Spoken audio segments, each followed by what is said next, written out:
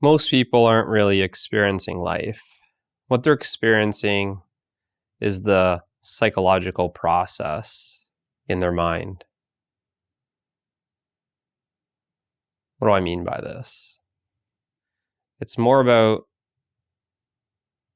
not experiencing life, but what you're experiencing is your thought about life. It's like this filter. Here's life, but there's this filter over it, which is the projection of the mind. So you're really only experiencing your mind, which is why you might have heard people say things like, I can't get out of my mind and I'm stuck in my mind, and they're just stuck in the misery of the mind. And that's why you want to escape the mind. Or people say things like that, I gotta escape my mind, right? But when you start seeing that you're creating that, you're creating all those projections, you're creating all the expectations, you're creating the beliefs, you're creating the concepts,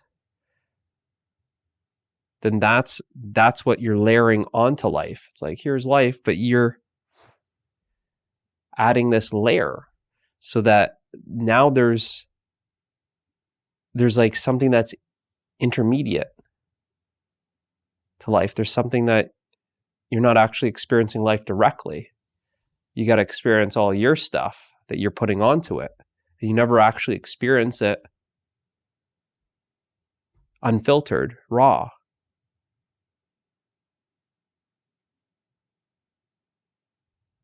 And that's what most people are experiencing. That the psychological process, the activity of the mind, has become the movie instead of life.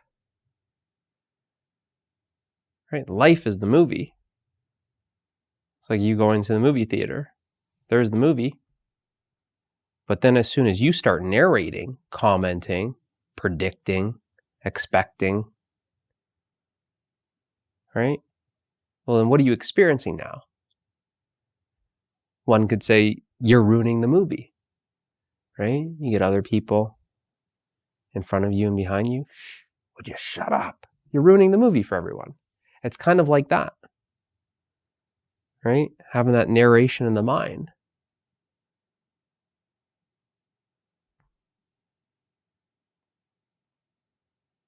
Right? Always digging into the memory, always projecting, imagining a future. These are just processes of the mind. But it's not life. So if all we're experiencing is we're continuing to just remember, dig back and hold on to our memories, or all we're doing is just imagining future goals, future something in the future, we're not here and now. And what's here and now is life. It's this present moment. It's the only thing that is this present moment.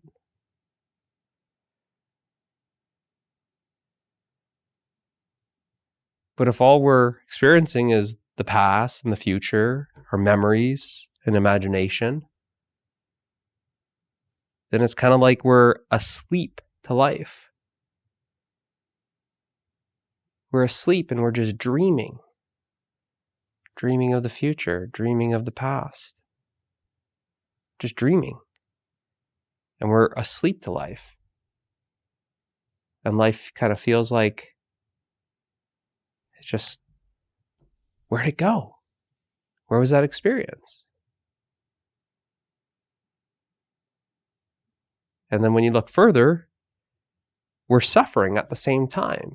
But what we're really suffering, we're not suffering life. We're not suffering from life. We're suffering our own psychological process. We're suffering our memory. We're suffering the imagination. The process is the activities of the mind. That's what we're suffering. Because life is here. We're suffering the stuff that we're putting onto it. We're suffering our own mind. Life is outside of the mind. And most people aren't experiencing that. They're not going beyond the mind. The mind is so overactive. There's so much activity. So much attention is given to that activity that they're not attending to life. This activity for most people is so much more interesting, believe it or not, than life itself.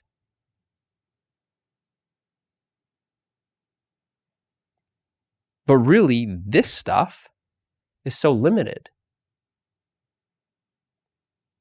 Your memory is limited, right? Yeah. Therefore, the past is limited. Your imagination is limited, right? A lot of people say your imagination is unlimited, is infinite. Not really, because you can't really imagine anything new. You can only imagine things that you've remembered. Anything that the mind has accumulated, that's the only thing that you have to work with your imagination. You can't imagine something entirely brand new. No way. That new doesn't come from the imagination. It comes from somewhere else. It comes from the source of creation, the source of what you are. And if you're not in touch with that source, then you don't get anything new. There's no new experience, right? And a lot of people, what do we call this? We're afraid of is the unknown. We're afraid the known is the mind. Everything that's in your memory, you know it. Everything that you're imagining, you know it. You know the mind. What you don't know is what's beyond the mind. And what's beyond the mind is life. So by life, it's like it's unknowable to an extent. If life becomes aware of life, then life knows life. And that's enlightenment, self-realization. To know yourself as life, to discover yourself as life. But when you look at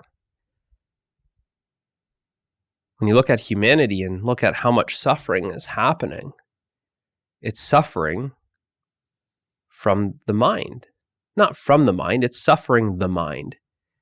And the mind is it's like an evolutionary process, faculty, instrument, tool, right? It's like someone gives you some sort of tool, a saw or drill, but because you don't know how to use it properly, you're hurting yourself.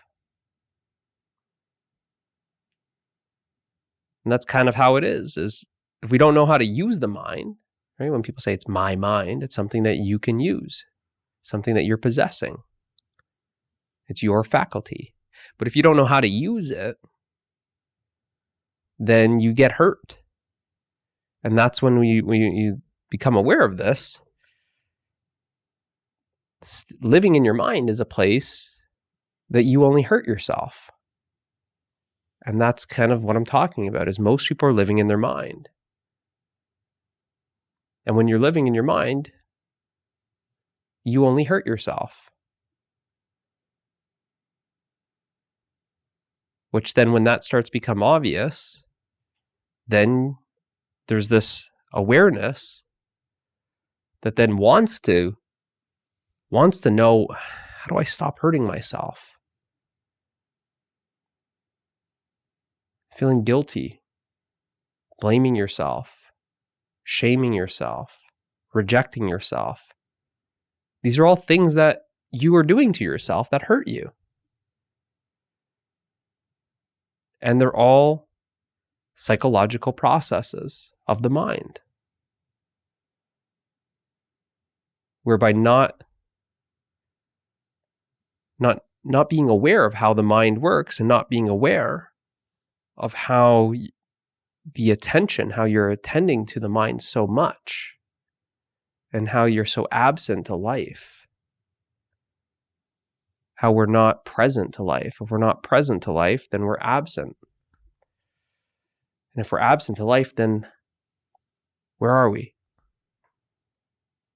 Where are we? Well, we're in our mind. We're in our mind hurting ourselves. But when this becomes more clear and you start, the words and what's behind the words start hitting you a little differently, start resonating with you, then the question kind of arises. Well, how do I stop suffering? How do I take control of that mind? How do I master the mind? How do I know about the mind? How do I learn about it? How do I use it properly? Then those kind of questions start arising. There's got to be more to life than just me living in my mind. How do I get out of this thing?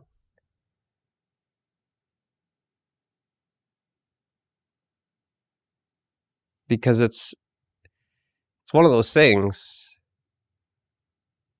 where there's actually no solid bars of this mind. How do I get out? Right? It's like, it's to realize you're not actually in it, which might just blow your mind right there.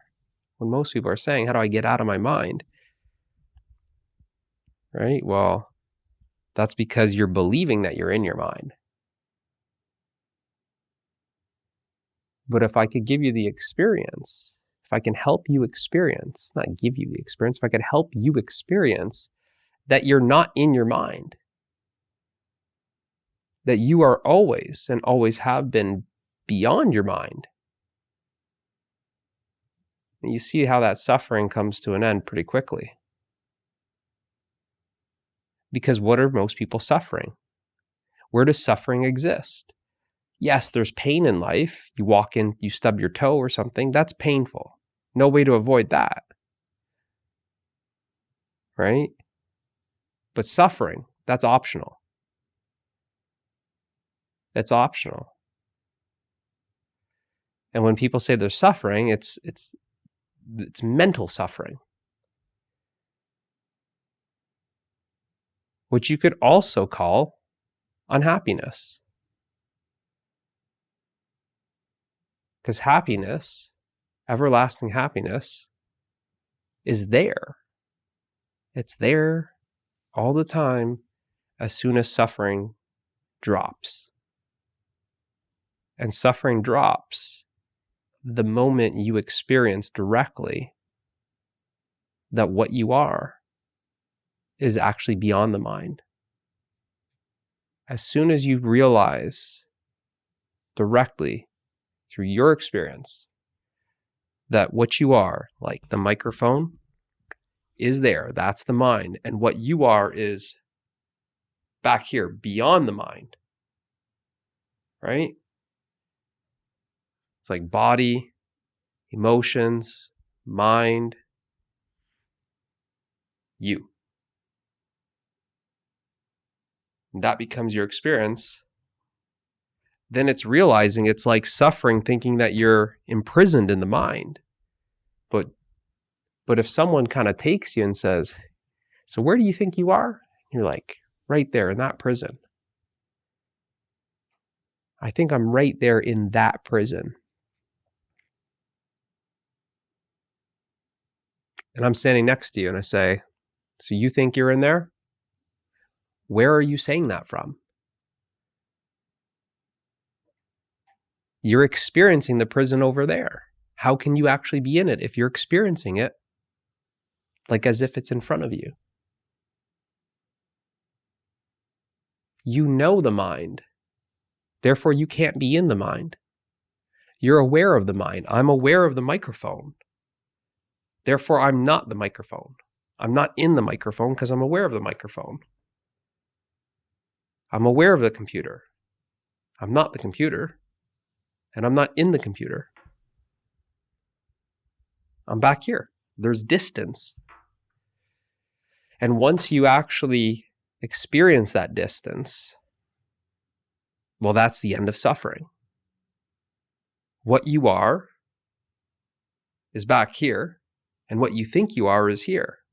And once you start seeing that distance, here's my thoughts, and here's what I actually am. That's the end of suffering. Because you only suffer from the identification with the thoughts. You only suffer when you think that you're trapped in your mind. But this needs to be directly experienced.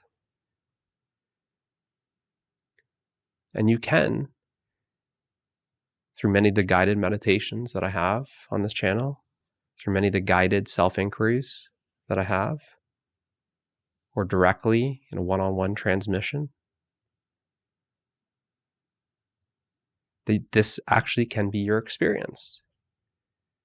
And what you find yourself as is ever-present awareness. You find yourself as everlasting happiness, love, freedom, peace. And it's very clear. You're seeing right through. You're seeing clearly that you are not your mind. You are not the thoughts. And what you are is far greater. That the thoughts don't exist without you. Suffering happens when you think that you can't exist without your thoughts. That you're enslaved to the mind. Once you see that it's your mind, you're back here. That's my microphone. Right? That's my microphone. That's my mind. I'm back here. Once you experience that distance, well, you're experiencing freedom from the mind. Which then full circle, remember I said, most people are literally saying, I just got to get out of my mind. I just want to be free from my mind. How can I make my mind stop? Let me just pour alcohol on it. I need to slow that thing down. I wish I could just sleep. All I want is peace. Right? And that's what I'm saying. Directly experience yourself as peace. Directly experience yourself as freedom itself. And when that experience happens, directly, you're not believing anything. You're not picking up any sort of how to learn something. It's an experience that you can have. When you have that experience, that's the end of suffering. That's it. That's it. That's the end. That's the end of suffering. That's your liberation. That's the freedom from the mind. And just like I said, it's realizing when that experience is directly experienced for you, there's the realization, I was never in the mind. I was dreaming. I always believed that I was in the mind, but I'm not. And the only thing that makes that clear is the direct experience. The experience of the mind coming and going, but you are not coming and going. The direct experience that you can clearly see that distance. You can see the mind in front of you. Just like I'm saying, I see the microphone in front of me. I am not the microphone. I can see clearly there's a distance from the microphone. So when the microphone gets hit, you can take this microphone from me. You can beat up the microphone. It's not affecting me. It only affects me when I think that I'm the microphone. It only affects me when I think I'm the mind. It only affects me when I think I'm my thoughts. So when that experience happens, then, yep, there's a distance. I can see the microphone. I'm aware of the microphone. I'm free from the microphone, which is liberation. It's freedom of the mind, free from suffering. And that can be your direct experience. So I invite you to that.